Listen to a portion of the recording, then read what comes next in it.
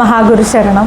മഹാഗുരുശരണം. നമസ്കാരം സർ. നമസ്കാരം സർ. നമുക്ക് കൺസൾട്ടേഷൻ്റെ ഭാഗമായിട്ട് വന്നൊരു ചോദ്യമായിരുന്നു. നമ്മൾ കൺസൾട്ടേഷൻ എടുത്തു കഴിഞ്ഞതാണ്. ഭാര്യയുടെ പേരിലുള്ള സ്വത്ത് അത് അവർ സെയിൽ ചെയ്തിരുന്നു. അതേപോലെ ഭർത്താവിൻ്റെ കൈവശമുണ്ടായിരുന്ന ഭൂമിയും അവർ സെയിൽ ചെയ്യാൻ നോക്കുന്നു. അതെ. പക്ഷേ ഇതിനിടയിൽ എന്തോ പ്രശ്നങ്ങളൊക്കെ നടക്കുന്നുണ്ട്, അവർക്ക് പറ്റുന്നില്ല. അപ്പോൾ സാറ് പറഞ്ഞിരുന്നു ഭാര്യയുടെ പേരിലുള്ള പ്രോപ്പർട്ടി സെയിൽ ചെയ്തതിൻ്റെത് അവരുടെ കുടുംബദേവതയുമായിട്ട് ബന്ധപ്പെട്ടിട്ട് അതിനെക്കുറിച്ച് നമുക്ക് വിശദമായിട്ടൊന്ന് സംസാരിക്കാം. കഴിഞ്ഞ ശനിയാഴ്ച തന്നെയുള്ള ഒരു സംഭവമാണ്. പാർട്ടി അപ്പോൾ ആ ഭർത്താവ് വീട്ടിലില്ല, ഭാര്യയാണ് വിളിച്ചത്. ഭർത്താവ് എത്തിയെന്ന് ചോദിച്ചോ പുറത്തു പോയി. വീഡിയോ ഇതാണ്, കോളാണ്, വീഡിയോ അല്ല ഓഡിയോ കോളാണ്.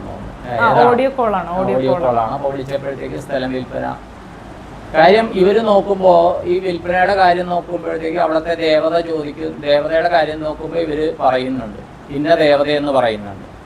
പക്ഷേ അമ്മച്ചി വീട് ദേവത, കൊല്ലം അമ്മച്ചി വീട് ദേവത അത് തന്നെ.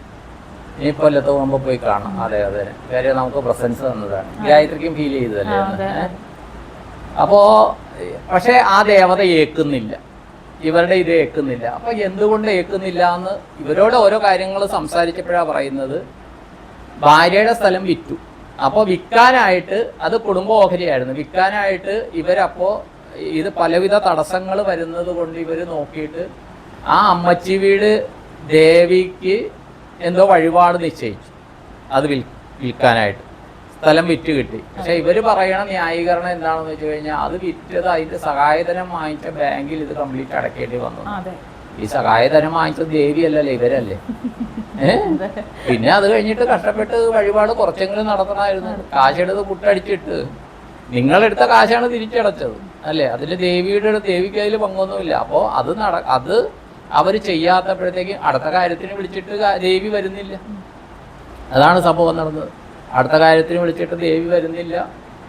പിന്നെ കണ്ടത് എന്ന് പറഞ്ഞാൽ ഇവരുടെ ഭർത്താവിൻ്റെ സ്ഥലം വിൽക്കാനൊക്കെ സാധിക്കും, പക്ഷേ ദേവിക്ക് വേണ്ടത് ചെയ്യാനാണ് പറയുന്നത്. കാര്യം നമ്മൾ മറക്കും. കാര്യം പണ്ടത്തെ ആൾക്കാർ തന്നെ പറയുന്നുണ്ട്, പാലം കണക്കുവോളം നാരായണ, അത് കഴിഞ്ഞ് പൂരായണ എന്ന് പറഞ്ഞിട്ടുണ്ട്.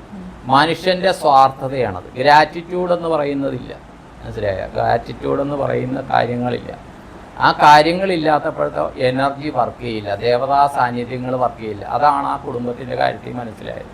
അപ്പോൾ അവിടെ എന്തോ നമ്മൾ പോംവഴി പറഞ്ഞു, എന്തോ നിങ്ങൾ അവിടെ ചെന്ന് ചെയ്യാനോ എന്തോ പറഞ്ഞു. അപ്പോൾ ദയവ് ചെയ്ത് കഴിയുന്നതും വഴിപാടുകൾ ചെയ്യാണ്ടിരിക്കുക. നിങ്ങളുടെ യഥാശക്തി 1 രൂപയാണെങ്കിൽ 1 രൂപ കൊണ്ട് കാണിക്ക ഇട്ടിട്ട് 1000 രൂപ കയ്യിൽ വെച്ചിട്ട് 1 രൂപ കൊണ്ട് ഇട്ടിട്ട് കാര്യമില്ല, മനസ്സിലായി. യഥാശക്തി, നമ്മുടെ യഥാശക്തി വേണം കാണിക്കണം. എന്നിട്ട് നമ്മുടെ ആവശ്യങ്ങൾ പറയും, ഇന്ന കാര്യങ്ങൾ നടക്കണം. അത് വെച്ച് കാര്യങ്ങൾ നടക്കുന്നില്ലെങ്കിലാണ് ഓഫറുകൾ വയ്ക്കുന്നത്. ഈ വഴിപാടുകൾ എന്ന് പറയുന്ന ഓഫറാണ് ശരിക്കും. ആ ഓഫറുകൾ നമ്മൾ പാലിച്ചില്ലെങ്കിൽ തിരിച്ചടി കിട്ടും. അടുത്ത ഒരു കാര്യത്തിന് പോകുമ്പോഴത്തേക്കും ഓർഡി ഉണ്ട് കേട്ടോ, ആ ഓർഡി കംപ്ലീറ്റ് ചെയ്തിട്ട് നോക്കിയാൽ മതി എന്ന് പറയും. അപ്പോൾ ദയവ് ചെയ്ത് ഇങ്ങനത്തെ വഴിപാടുകളുണ്ടെങ്കിൽ നോട്ട് ചെയ്ത് വെക്കുക. ആ നോട്ട് ചെയ്ത് വെച്ചിട്ട് അത് കൃത്യസമയത്ത് അത് ചെയ്യുക. ചെയ്യാത്ത പക്ഷം അത് പിന്നെ ബുദ്ധിമുട്ടുണ്ടാക്കും. ഇപ്പം നിസ്സാരം പറയാ, നമ്മുടെ കല്യാണം നടക്കണമെന്ന് പറഞ്ഞ് നമ്മൾ വഴിപാട് നടന്നിട്ട് കല്യാണം നടന്നു കഴിഞ്ഞിട്ട് ഇത് മറന്നു എന്ന് വെച്ചു. ഇത് മറന്നു കഴിഞ്ഞാൽ പിന്നെ മക്കളുടെ കല്യാണത്തിനായിരിക്കും ഇത് വരുന്നത്. ഇത് ഒരു അനുഭവം ഉണ്ട് കേട്ടോ. ഈ കൊച്ചി അമ്പലത്തിൽ, ഞങ്ങളുടെ കൊച്ചി തിരുമല ദേവസ്വം ക്ഷേത്രത്തിലെ ഒരു മെയിൻ വഴിപാടാണ് കല്യാണോത്സവം എന്ന് പറഞ്ഞാൽ. ഇപ്പോൾ ശിവപാർവതി ഇത് പറഞ്ഞല്ലോ, അവിടെ ഡെയിലി നടക്കും ഏകാദശി ഒഴിച്ച്.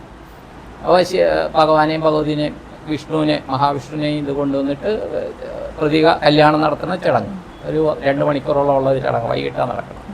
അപ്പോൾ ഒരു ഫാമിലി, ഇപ്പോൾ അവരുടെ കല്യാണം കഴിഞ്ഞ് കുട്ടി +1 മറ്റേ പഠിക്കുകയാണ് കേട്ടോ.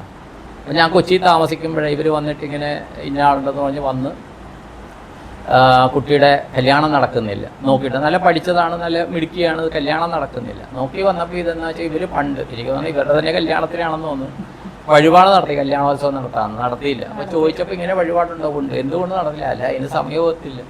അപ്പോൾ പറയണത് പോയി നിങ്ങൾ ആദ്യം അത് നടത്തുന്നതാണ്. ഞാൻ പറഞ്ഞാൽ ആദ്യം പോയി ചീട്ട് എഴുതുക. നിങ്ങൾ ആ ചീട്ട് എഴുതിയിട്ട് എത്രയും പെട്ടെന്ന്, ഇപ്പം നാളെ കിട്ടാൻ ബുദ്ധിമുട്ടാണ്, ഏത് ദിവസമാണോ കിട്ടണത് ആ ദിവസത്തേക്ക് ചീട്ട് എഴുതാൻ പറഞ്ഞു. ചീട്ട് എഴുതി രസം എന്താണോ, ഈ കല്യാണം നിശ്ചയം എന്ന് പറഞ്ഞാൽ കുറച്ച് ബന്ധുക്കളെയൊക്കെ വിളിക്കും. ചിലർ അവിടെ വന്ന ഞങ്ങളുടെ ആൾക്കാർക്ക് മാത്രമാണിത്, നമ്മുടെ മാത്രം ഇതാണ് ക്ഷേത്രമാണ്. അപ്പോൾ വന്നവർ ചിലർ ഇങ്ങനെ ഇതുണ്ടെന്ന് പറഞ്ഞാൽ അവരോട് പറയും പ്രസാദം കഴിക്കാനിരിക്കാൻ പറയും. ഈ പ്രസാദം കഴിക്കാനിരുന്ന ആൾക്കാരിൽ ഇങ്ങനെ സംസാരിക്കുള്ളൂ, എന്താണ് കല്യാണം, ഇതാണ് ഇന്നയാളുടെ മോളാണ്, അദ്ദേഹം ഏതോ ഗവൺമെൻറ് സർവീസിലായിരുന്നു, റിട്ടയറായി. ആ സമയത്ത് റിട്ടയർ ആയത്, അദ്ദേഹത്തിൻ്റെ മോളുടെ കല്യാണം ഇതിന് വേണ്ടിയിട്ടാണെന്നൊക്കെ. ആ ചടങ്ങിന് വന്ന വേറെ സ്ഥലത്തുനിന്ന് ഊണ് കഴിക്കാൻ വന്ന ആൾ, ഊണ് കഴിക്കാൻ ഇവരുടെ ബന്ധുവായിട്ട് വന്നതല്ല, ആളൊരു പ്രപ്പോസൽ പറഞ്ഞിട്ട് ഈ കുട്ടിയുടെ കല്യാണം നടന്നു എന്ന് പറഞ്ഞാൽ ഈ കുട്ടിക്കുള്ള പ്രപ്പോസല് അവിടെ വെച്ചിട്ട് അതേവൻ ഒരാളെ വരുത്തുകയാണ്.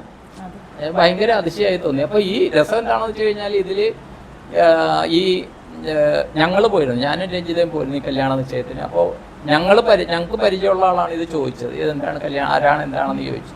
അപ്പോൾ ഇതാണെന്ന് പറഞ്ഞപ്പോൾ എന്താണ് കുട്ടിയുടെ കല്യാണം, സാധാരണ കല്യാണം നടന്നാലാണ് ഇത് ചെയ്യണത്, ഇത് അച്ഛൻ്റെ അമ്മയുടെയും കല്യാണം നടന്നിട്ടാണ് കൊച്ചിൻ്റെ കല്യാണ സമയത്ത് നടത്തുന്നത്. അങ്ങനത്തെ കുറേ അതിശയകരമായ സംഭവങ്ങളുണ്ട്. പക്ഷേ തിരിച്ചടി കിട്ടിയ കാര്യങ്ങളുമുണ്ട് ഇതിലൊരു കാര്യം എന്താണെന്ന് വെച്ച് കഴിഞ്ഞാൽ, ഒരു പാർട്ടി ഇതുപോലെ ഞങ്ങളുടെ ആൾക്കാർ തന്നെ കല്യാണം നടക്കുന്നില്ല. ഇതെനിക്ക് പറയാൻ ബുദ്ധിമുട്ടുണ്ടെങ്കിലും നമ്മളത് പറയുകയാണ്. കല്യാണം നടക്കുന്നില്ല. അപ്പോൾ എൻ്റെ അടുത്ത് വന്ന് ഇങ്ങനെ ഇത് നടക്കുന്നില്ല. ഞാൻ പറഞ്ഞു നിങ്ങളൊരു കാര്യം, കൊച്ചിക്കാരല്ല അവർ, ഞാൻ പറഞ്ഞു ഈ കൊച്ചി ഭഗവാൻ ഇങ്ങനെ അനുഭവങ്ങളുണ്ട്. കൊച്ചി ഭഗവാൻ ഈ കല്യാണം നടന്നു കഴിഞ്ഞാൽ ഈ ഭഗവാന് കല്യാണോത്സവം നടത്താൻ നിങ്ങൾ തീരുമാനിക്കും, നിങ്ങൾ ഈ നാട്ടുകാരല്ല, പക്ഷേ ഇതൊന്ന് വിശ്വസിച്ച് ചെയ്യുമെന്ന് പറഞ്ഞ് ഇവർക്ക് 6 മാസത്തിനുള്ളിൽ, ഇതും വന്ന 6 മാസത്തിനുള്ളിൽ കല്യാണം നടന്നിട്ട് ഞാൻ പറഞ്ഞു ഈ വഴിപാട് ചെയ്യണം കേട്ടാന്ന് പറഞ്ഞു. ഈ വഴിപാട് ചെയ്തു. പക്ഷേ പറ്റിയത് എന്താണെന്ന് വെച്ച് കഴിഞ്ഞാൽ, ഈ രണ്ടാമത് കല്യാണം ഞാൻ പറഞ്ഞ എൻ്റെ അടുത്ത് കിട്ടി, ഇൻഡ്യൂഷൻ കിട്ടി, ഞാൻ പറഞ്ഞ കാര്യം എന്താണെന്ന് വെച്ച് കഴിഞ്ഞാൽ, ഈ കല്യാണം ഇപ്പോൾ ഗായത്രിയും സുല്ലും ഉണ്ട്. ഓക്കെ, സുനിലിനൊരു അനിയനുണ്ട്. അനിയൻ്റെ കല്യാണത്തിന് പെണ്ണ് കിട്ടാനായിട്ടാണ് ഗായത്രി അല്ല നിങ്ങളുടെ ഫാമിലി എന്നെ കോണ്ടാക്ട് ചെയ്തിട്ട് ഇത് ചെയ്യണം. ആ ആളുടെ കല്യാണത്തിന് സുനിലിൻ്റെ അനിയൻ അനിലാണെന്ന് വെച്ചു. അനിലിൻ്റെ കല്യാണം നടക്കുമ്പോൾ അനിലിനെയും ഭാര്യനെ ഇരുത്തി, ഒരു ദമ്പതി ഇരുന്നിട്ട് വേണം കല്യാണത്തിന്, അവരെ വിളിച്ചിട്ട് വേണം, അവരെ ഇരുത്തി വേണം കല്യാണോത്സവ ചടങ്ങ് നടത്താൻ എന്ന് പറയും. അപ്പോൾ കോണ്ടാക്ട് ചെയ്യുന്നത് അനിലിൻ്റെ സുനിലിൻ്റെ ഫാദറും മദറുമാണ് എൻ്റെ അടുത്ത് കോണ്ടാക്ട് ചെയ്യുന്നത്. ഇത് പറഞ്ഞു. അപ്പോൾ എന്ത് ചെയ്തു എന്ന് വെച്ചാൽ, ഈ കല്യാണോത്സവത്തിൻ്റെ ചടങ്ങ് എന്താണെന്ന് വെച്ച് കഴിഞ്ഞാൽ, ഇപ്പോൾ എൻ്റെ 2 മക്കളുണ്ട്. അപ്പോൾ ഒന്ന് മുതിർന്ന ഒരാളുടെ ചുമതലയുണ്ട്, പെണ്ണുങ്ങൾക്കാണ് ഇതിൽ മെയിൻ റോള്, മുതിർന്ന ആളുടെ ചുമതലയുണ്ട്. പിന്നെ അത് ഈ ഒരു കലശം പോലെ ഒരു ഇത് പിടിക്കുക എന്നാണ്, ശ്രേയപാത്രം എന്ന് പറയും. എന്നിട്ട് താലിയാണ് ഈ ആരാണോ നടത്തുന്നത് അവർക്ക് കൊടുക്കണം. ഇപ്പം ഞങ്ങൾ കല്യാണോത്സവം നടത്തുകയാണെന്ന് വെച്ചാൽ, എൻ്റെ അമ്മയുടെ സ്ഥാനമുള്ള ചിറ്റമ്മയുണ്ട്, രമച്ചിറ്റമ്മയാണ് ഇത് പിടിക്കേണ്ടത്, ഈ ശ്രേയപാത്രം പിടിക്കേണ്ടതെന്ന് പറഞ്ഞാൽ അരി നാളികേരമൊക്കെ കാണും. അപ്പോൾ രമച്ചിറ്റമ്മ അത് പിടിക്കണതിന് മുമ്പ് ഈ ഭഗവാന്റെ നടയെന്ന് ഈ താലി എടുത്ത് രഞ്ജിതയുടെ അടുത്ത് കൊടുക്കണം, എൻ്റെ ഭാര്യയുടെ അടുത്ത് കൊടുക്കുന്നത്. രമച്ചിറ്റമ്മ പിടിച്ചിട്ടാണ് ഈ പ്രദക്ഷിണം എടുക്കുന്നത്. ഇവിടെ എന്ത് സംഭവിച്ചു എന്ന് പറഞ്ഞു കഴിഞ്ഞാൽ, ഇത് വന്നു, അമ്മായിയമ്മ ഇത് പിടിക്കണം. അപ്പോൾ മൂത്ത മരുമോളുള്ളപ്പോൾ ഇളയ മരുമോളെ കൊണ്ട് എങ്ങനെ ചെയ്യിക്കുന്നുള്ള പ്രശ്നമാണ്. ഭഗവാനോട് പറഞ്ഞ പ്രതിജ്ഞ എന്താ മനസ്സിലായേ? പക്ഷെ അവര് എന്നോട് ചോദിച്ചില്ല. അന്നും ഈ ഞാൻ അവിടെയുണ്ട്, എന്ത് ചെയ്യണം ശ്രീനിവാസ സാറേ അല്ലെ ചേട്ടാന്നൊരു വാക്ക് ചോദിച്ചില്ല.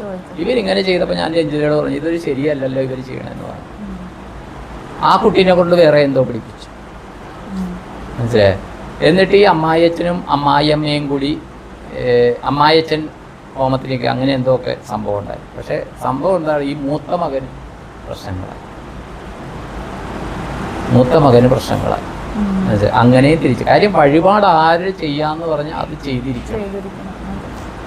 അത് തെറ്റിച്ചു കഴിഞ്ഞാലും എനർജി ആക്ട് ചെയ്യും. അപ്പം ഞാൻ ഇത് കഴിഞ്ഞിട്ട് എൻ്റെ അടുത്ത് ചോദിച്ചു ഇത് പ്രശ്നം, ഞാൻ പറഞ്ഞു ഇങ്ങനെയല്ലേ വഴിപാട്, അല്ല അങ്ങനെയൊന്നും പറഞ്ഞു. ഞാൻ പറഞ്ഞു ഇങ്ങനെ തന്നെയാണ് വഴിപാട് ചെയ്യാൻ പറഞ്ഞത്, നിങ്ങൾ എന്തുകൊണ്ട് മാറ്റി? എന്നിട്ട് നിങ്ങൾ ഇന്ന പ്രായശ്ചിത്തം ചെയ്യാൻ പറഞ്ഞു. പ്രായശ്ചിത്തം ചെയ്യാൻ പറഞ്ഞിട്ട് ഇത് സക്സസ് ആയിട്ടില്ല ഇപ്പോഴും. 2 വർഷം 2 10 വർഷങ്ങൾക്ക് മേലെ ഇപ്പോഴും സക്സസ് ആയിട്ടില്ല. കാര്യം വാഗ്ദാന ലംഘനം നടന്നാൽ ബുദ്ധിമുട്ടാണ്. ഇപ്പോഴും ഉള്ളൊരു ഇതാണ് ഞാൻ പറയണത്. ഈ വഴിപാട് ചെയ്യാന്ന് പറയണത് ചെയ്യുന്നത് ചെയ്യേണ്ട രീതി ചെയ്യണം, പറഞ്ഞ പോലെ ചെയ്യണം. വാക്ക് തെറ്റിച്ചു കഴിഞ്ഞാൽ, തോന്നിയവാസം കാണിച്ചു കഴിഞ്ഞാൽ അടി കിട്ടും. ഇതും ഒരു അനുഭവമാണ്. നന്ദി, നമസ്കാരം.